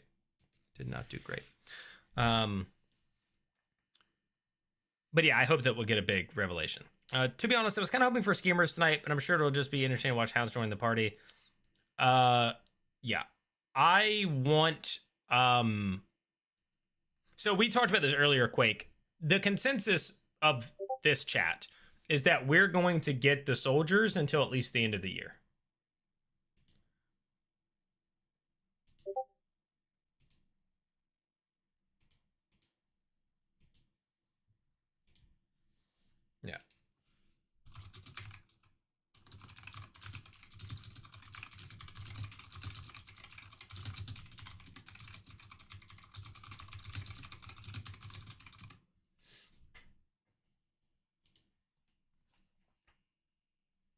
Because if it's soldiers tonight, there's only one more week, and then they're going on a 2-week break. So it seems unlikely that they would like cut to the schemers next week for one thing and then 2 weeks. But they could. Like, it's not out of the question. Not out of the question at all. Thoughts on what kind of Ranger Cadigan is? Think of a multi-class. Well, Denethrin, I'm pretty sure he's already he has the animal companion, so I'm pretty sure he's Beastmaster. He might have even said it at some point. Yeah. If the house is in charge, ban magic. I wonder how they would track and reprimand those used. So I don't think their plan was to ban magic. I think it was to stop people being taught it, because their families are more naturally, right? The families are sorcerers. Wizards have to learn it at a school. So I think their idea was, we just won't let people learn it. We won't let wizards happen. Because the Dracon is like naturally magical. I think the Royce or the Cormorants are also naturally magical like that. I think that was the idea, but maybe I was misunderstanding. All right, a topic. I actually really have enjoyed the Slightly Naughty. I'm not sure what type of demon of energy from Tyranny. It'll be interesting to find out more about her patron later on. Yeah, I'm curious if it's going to be like her father or whatever, the Lord of Suffering, Prince of Demons. Stanley says, speculation on Death of the Gods. Could one of the arcs lead to an Ascension arc? I'm curious what the Falcon Scribe War was about. The rebellion I thought was just like against the houses. I like taking power or whatever.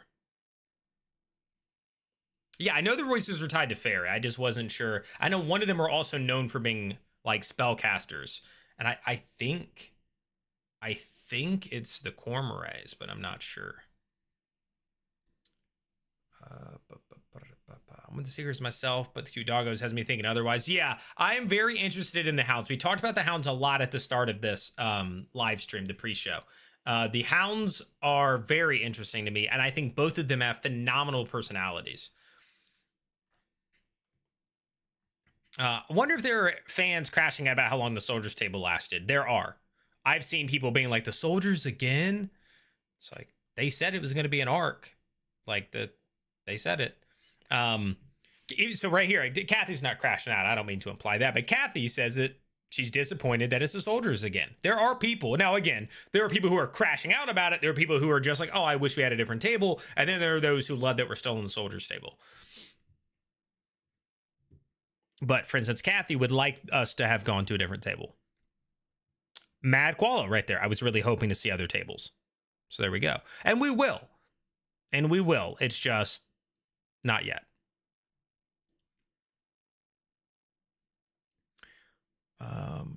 You should make more theory videos. Yeah. Yeah, I guess I could do that. Second topic, talk up your Discord. If anybody's interested, we do have a live chat there, a Critical Role live chat thing. In the Discord. So if you want to join the Discord, we talk about Critical Role, we talk about video games, we talk about Dungeons and Dragons, all that sort of stuff. !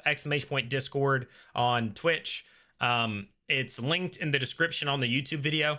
So feel free to join the Discord. There's a whole section for Critical Role. So feel free to jump in there and hang out with us. I'll think about the theory videos. I'll have to figure out what kind of theories I want to talk about and what people will click on and watch. I really want to see more from Tayor and Kat this episode. They have such great setups, but so very little time. I agree. It's two people that I think have shown some good moments, but I don't think the spotlight has been on them as much. And maybe we'll get a little bit more of that now that they're going after Sid. I'm hoping for that. And I do want to find out more about Cadigan, because I think there's a lot there, but we just haven't gotten there yet. Einra, because he took the Druid initiate feat.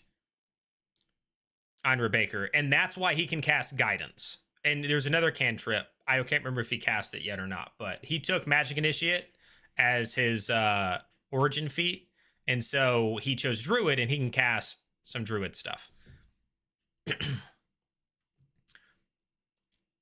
It's to ban non-house members magic so they can control. Exactly. Times here. Exactly. Yeah, they don't want other people to get magic. If you're the only one who has access to the resource, then you're the one who gets to hold power. It's, you know, it's government overreach and capitalism 101.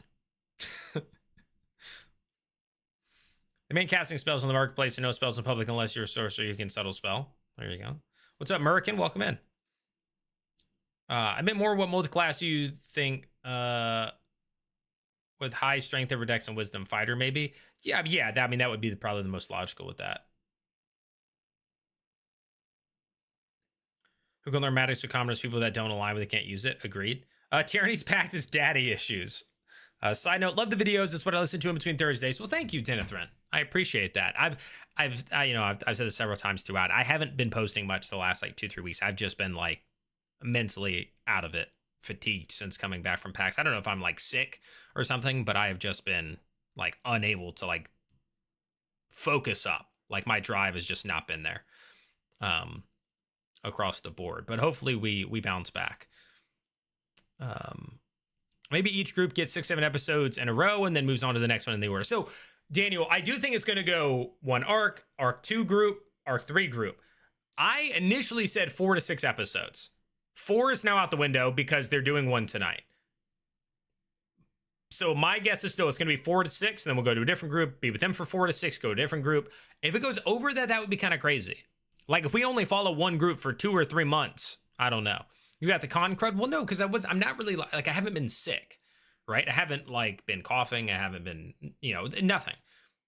I've just been mentally fatigued for like 2 weeks. I've just done a lot of just like sitting and staring and being like, Like one of the examples I say is like I go to a coffee shop, I take my laptop, I get coffee, and I sit there with the intent of like outlining a video or like coming up with ideas or responding to emails. I just go and I just sit there, and then after like 30 minutes, I'm like, I'm gonna go, and then I leave. Jeff Seward on TikTok says, I'm an ancient gamer. Was it on the original playtesting for the first D&D release? Heck yeah, Jeff. I got some, you can't see it on TikTok, but on my shelf over here, I have the Red Box books. I have the Advanced D&D books and the Advanced D&D 2nd edition books right over here on my shelf. Now let me go back up because you were the most recent comment. Make sure I missed some stuff. Hey girl, hey! I want more Matt Mercer. Crossy, I also love some Matt Mercer. Bring your homebrew stuff. It's been a common nerd term, but that's true. In the Discord, people do talk about homebrew a lot. So I think the rebellion might have been Ozzy's way to stop the noble from taking more power. Okay, Theozzy. I like how it corrected to Ozzy. May have been Ozzy's way. Well, I'll be sick of the next table to focus on halfway through their arc 2. Now I can say, 100% Six Pool. 100% people are going to, right now they're like, oh, I wish we had somebody else. And then when we finally get somebody else about halfway through, we're like, oh, I wish we had somebody else. But that's just the way it goes. I was thinking Theozzy was also trying to make a power move. Hopefully get more politics for theories. Yes. I think when we get a little bit more into each group, I think we'll get some more stuff.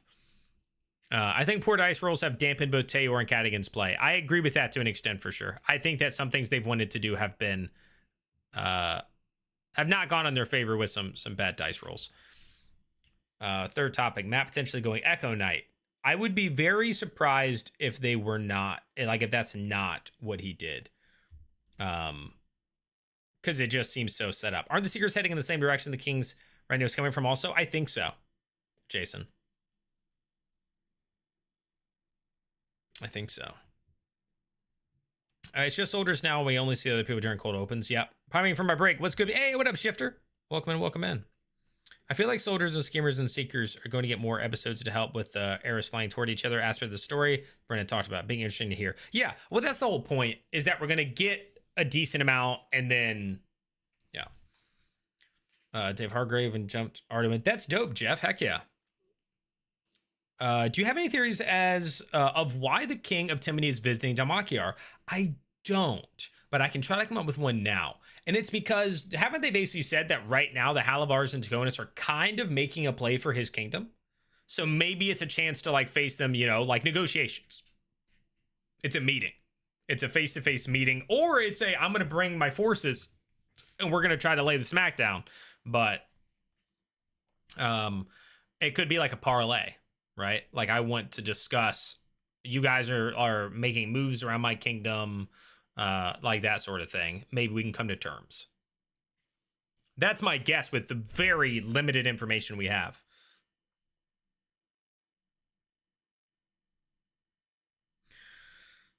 How the political world reacts to the taking of Sloke and Halvar being behind it.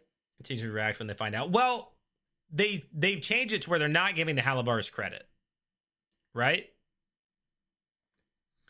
Also, from what we've gathered, Denethrin, nobody cares about Castle Sloke. So I don't know that that will have that much, because apparently, like, nobody cared about it, and yeah.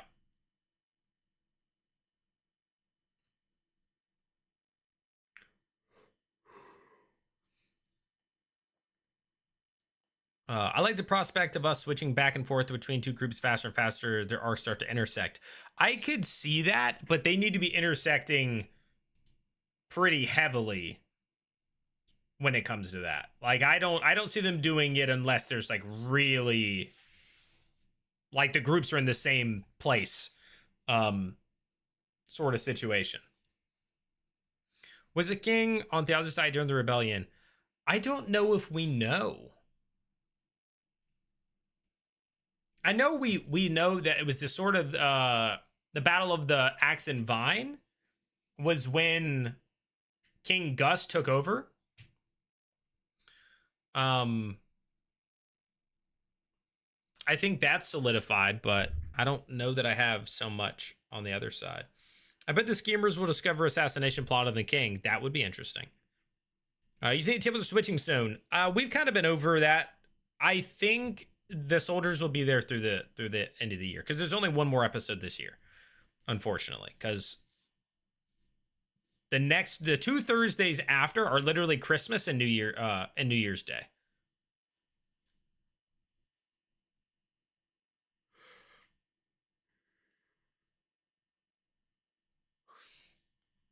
So I think it'll be that they'll like find Sid towards the end, and then that'll be that.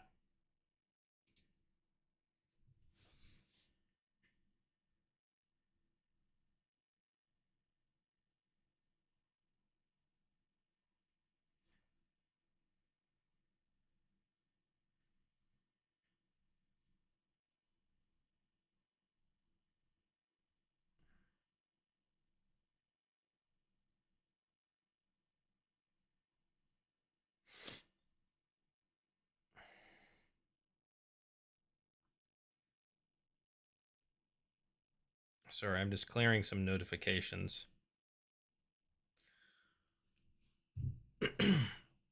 We are probably about a month out from me having, about a month and a half out from me having like a D&D space in my place, so we don't have to play at my brother's house and stuff, which is nice. There's actually a big blanket up on my wall because that wall's been knocked out. There's currently like plywood back there. Fun fact for you guys, little lore drop.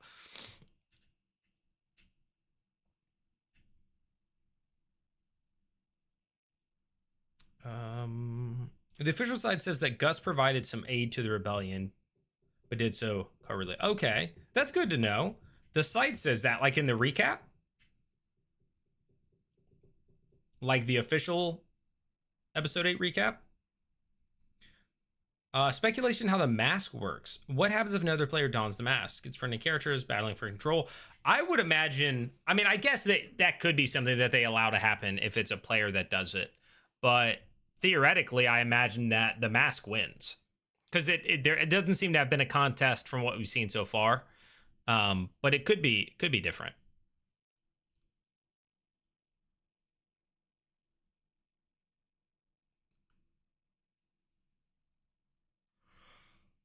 Code opens with a social once a group switches. Yeah. Sorry, guys.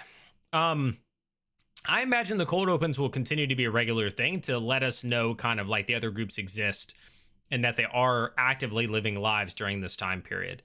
So I would assume when we swap to, let's say, the Seekers next, that then we will see the Schemers and the Soldiers in the cold opens. That would be my guess. Yeah, the Quake, unless, of course, somebody destroys the mask. Like, if somebody knows to target the mask and not the person, then maybe that would that would change things.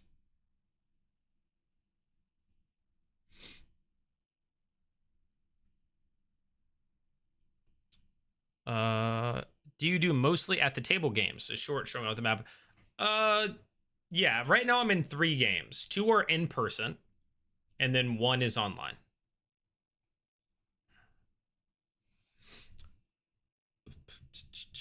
Shifter says, I'm half expecting Sid to have been turned into a monster, not gonna lie. We end up them having to fight Sid. That would be an intense twist. I'm not against it.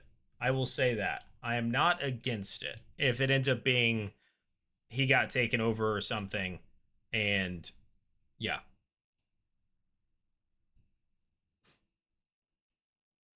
Indie bets on who we get for tonight's. Oh, MX. We went under that earlier. Howl and Azune, because they're the ones we haven't seen yet. Right? We've seen everybody else. We've seen both sides of the Seekers, and we've seen one side of the Schemers. So if they follow that, where they're just going to keep rotating the different people, and we should get Howl and Azune. Yep, just like Hey Girl Hey said. Yeah, like Valeric can never die. I already read that. If they eventually use Bastions, cold opens could be a way to represent Bastion downtime activities. True. True. Speaking of the mask, do you think his tour person know he's the mask code guy? Oh, Lady Cormorant? Do we think Lady Cormorant knows that Belair is actually a mask and that mask killed the gods? That's a good question. I don't know why so I'm with you, Chrome. That is a great question. Where they go, oh, he's not a concern of yours anymore. And then they sent him off somewhere to, was it Tiberius Lee or something? Why do the Dakonas have any interest in him? And is it perhaps just tied to Taylor?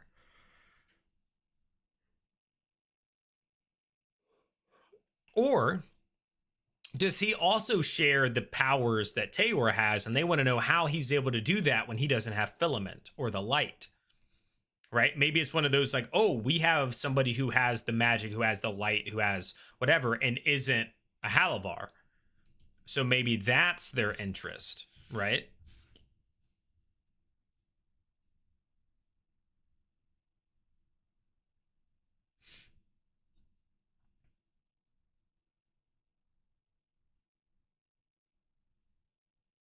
But as of right now, that is my...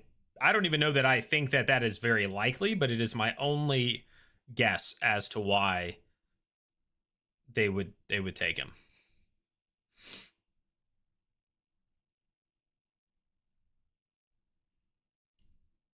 Summer Brain isn't holding on names, but I can describe characters well. Yeah, no, it's fine. I mean, I only know it because I take notes and I do recaps, so I tend to have it more on the tip of my tongue. But even I forget, so. Follow her, the trickster god, and trying to figure out the weapon used against her god. Well, maybe, but she'd be playing the long con, which would be like a trickster, because she was very interested in the pariah blades and then wanting to know if the blade could be used to kill a celestial.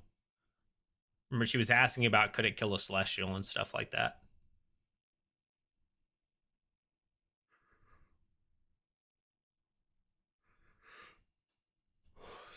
Which is interesting. What if they're trying to take the pariah blade because they want to shut down the Halavars and they know about the angel in the basement? And so now they want to take the pariah blade down there to end the Halavar's power by getting rid of the filament. Theory. There's a theory. This is last week's episode. Okay. Got it. Indicated about his connection to the Theosophy plot. That could be it as well. Yeah.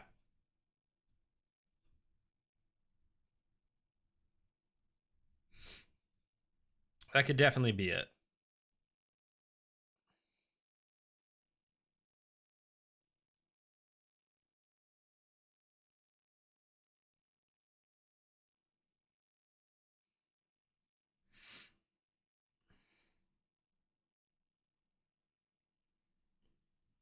Wait, there's a new D&D game? Something called Warlock?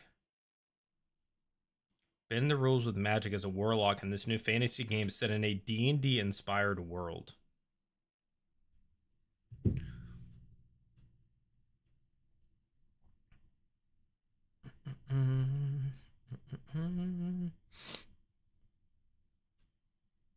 With the Dakotas marching in the underworld, I have been wondering if Theozy was poking his nose under there. He could have discovered whatever plot in the background takeover. And that's why they made sure he was killed. Curious to see how much Stumble was privy to about that as well. Well, yeah, that's another thing that's always interesting with this stuff. Is how much do some of these characters know that we don't know? Right? Does Thimble know stuff that we as the audience don't know, that she's chosen to keep like close to the chest and all that sort of stuff? That's always an interesting sort of point. Because we knew that some characters in the Overture knew things that others didn't.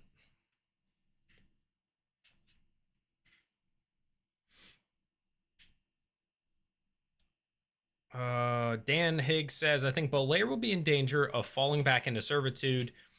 I guess someone might discover a means to control the masks again. Maybe. That could be something. Are you talking about the Warlock thing I was talking about? No, that's like a video game. Yeah, there's like a video game called Warlock. Warlock the game. That's coming out in like 2027 or something. In a D&D inspired world.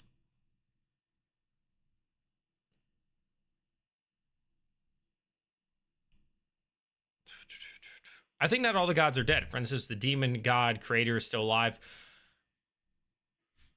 So you're saying that whatever created demons and gods and stuff, you're saying is still out there, like the god of the gods sort of thing, like the creator of the gods. Giving Sid so much Theozy told him about how much he knew. For a second, I thought that Winifred in the last episode made the long lost daughter of the dude they gave Thimble the mini swords. Olbred Morn. I love that guy. Still that coffin. Well, nobody has asked her, I don't think. Like, and her name was like the password to open it or something. Have they discussed that? I don't remember if they talked about that. If we're being honest.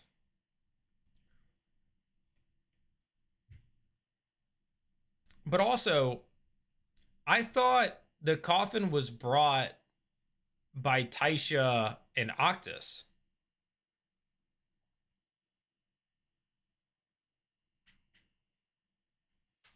Episodes.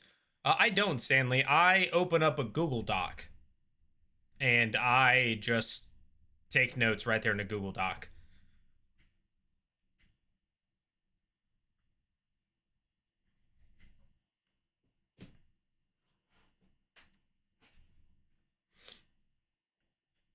And it's not like a transcript or anything. I'll just be like, this happened. This person said this about that. This, like, those sorts of like bullet point note taking.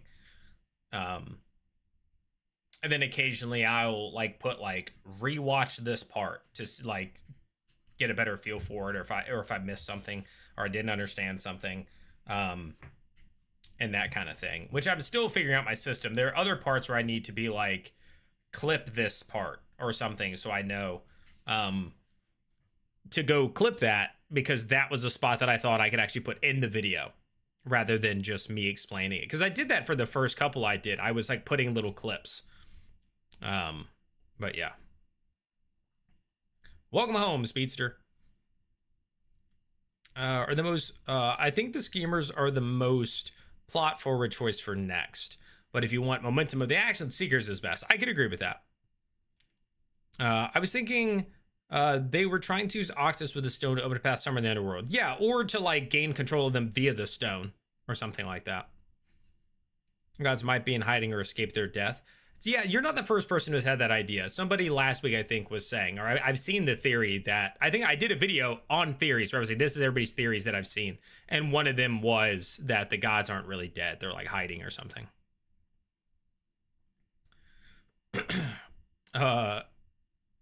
Georgie says, let's all say it. We're all thinking it. CR should be a twice per week show with no breaks. I don't think a lot of people would like that. I think some people would like that. I think some would, because twice per week means you're getting 8 hours that you have to watch every week to be caught up for the next week. Minimum.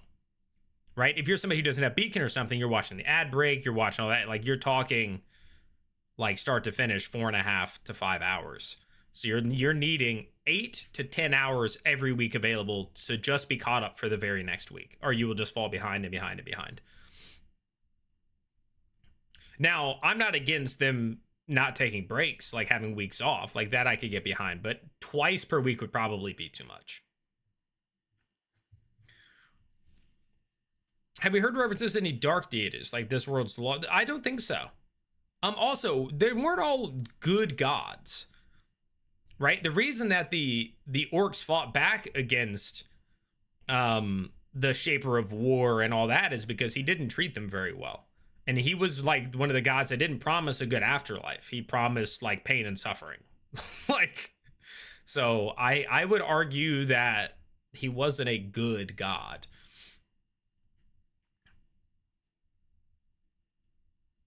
I want to see more Valus and Lucius. Who? Valus, Lucius. Who's Lucius?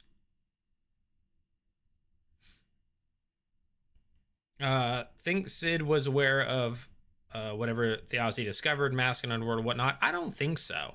But I mean, also, I feel like we don't know that much about Sid. So I don't know how involved he was with Theosophy. Amon, it is still soldiers tonight, yeah. Yeah, it is still soldiers.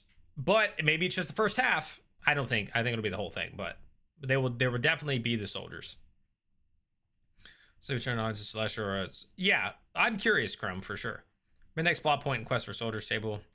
Ask questions on the episode and get timestamps. Only useful, even better, just got with pace YouTuber directing for summarize videos. Oh, I didn't ever know that anybody could actually watch them and stuff like that. That's interesting, Stanley. I didn't know that. It's having a 4-hour set with the break in the middle of 2 hours. Oh, if that's what they meant, yeah, I guess I could see that. But I don't think that's what they meant. But yeah, I could see splitting it into 2-hour things, make it easier. People could go to bed at a reasonable time. But then people have to give up 2 nights a week for it, right? There's always a give and a take, right? Now you're giving up 2 to 2.5 hours 2 nights a week instead of 1 4-hour block. Some will like it, some won't. Yeah. Wasn't Asmodeus. Yeah, again, I know they're not like outright evil gods, right? Like, that's not it, but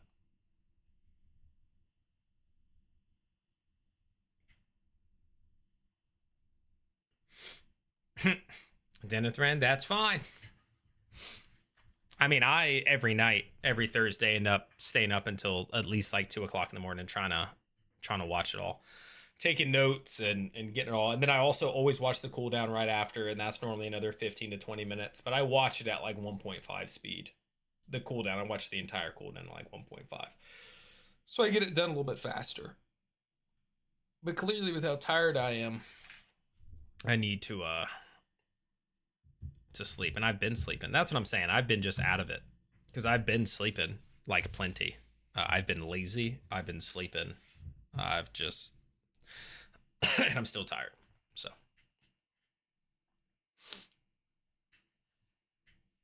but we got a couple more minutes of this, and then we will send everybody off to grab your snacks and get your drinks and use the bathroom and all that sort of stuff.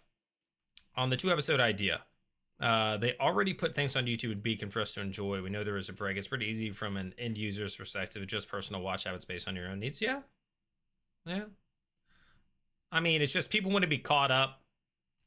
And so if it's 2 full episodes in that amount of hours and stuff, because there are a lot of people, myself included, that outside of the main campaign, I don't mess with anything on Beacon.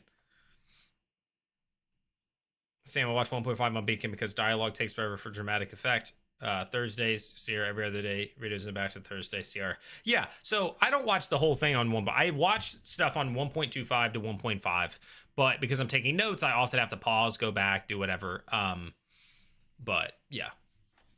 And then combats, a lot of that is people trying to figure stuff out and what ability they're going to use and rolling dice. And so combat, normally I try to play a little bit faster. But I also don't want to miss any important moments in the fights and any lore drops in the fights or super cool lines, which last week I said I was going to make a video just dedicated to how many awesome lines were said last week, and then I didn't.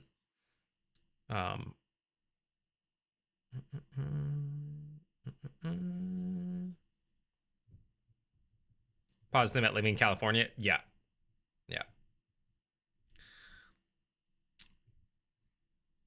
I wouldn't prefer the one night a week, but may end up rewatching things later off by Thursday night. Don't work. Yeah, I mean, you have time, right? Thursday to Thursday. If you miss something, like for instance, I'm tired right now, but I'm also like I'm not about to just like go to sleep. I'm gonna watch it, and maybe halfway through I say screw it, I'll finish it tomorrow. But my tomorrow was so packed. I have so much random stuff to do tomorrow. But it is what it is. I'll figure it out. Can you hear it now? That line was so good. I honestly, Casimir had a bunch of really great lines. Like I said that, I talked about that a lot in the post show last week, but Casimir had a lot of really strong dialogue. Each time, I never go back. Even isolate individual characters for summations would be good. The character focuses. Well, I like the flow of my recaps. I like because you know there's other people who do recaps, and stylistically we're all a bit different, which is good. You know, when I decided to do it, I knew that like I think it's LaBuffin, she does hers her way, and they're typically longer. And then that one guy who is always the first one to get them out, I think it's Zodiac Bandit. He does his like the night of, but it's very just the whole. They're like 50 minutes long. I mean, it's like reading straight through. At least the first couple. I haven't watched any in a while. They were very long and just very like almost line by line through the thing. So I wanted to find like a shorter version. Like I could get through it a little bit faster, still hit the main points and all that sort of stuff. Oh, that's awesome, Jerry. Heck yeah. Congrats on that. Coming home from teaching overseas tomorrow. Last week was help. Oh yeah, Kathy. The thaumaturgy shouting of help. Yeah, Thimble had great lines. Casimir had some great lines. I really enjoyed the one from Wick where Sir Gully Breeches was like, "You have no quarrel with me," and then Wick was like, "You have no quarrel with me, my lord," and made him say "my lord." I really enjoyed that line. Yeah, there was some good stuff. People they're just watching. No, it's just been the players, Keimser. It's just been the players. Now, of course, during the overture, it would be like all 13 people, you know, would be there at the table. But now it's just the people that the soldiers and the DM.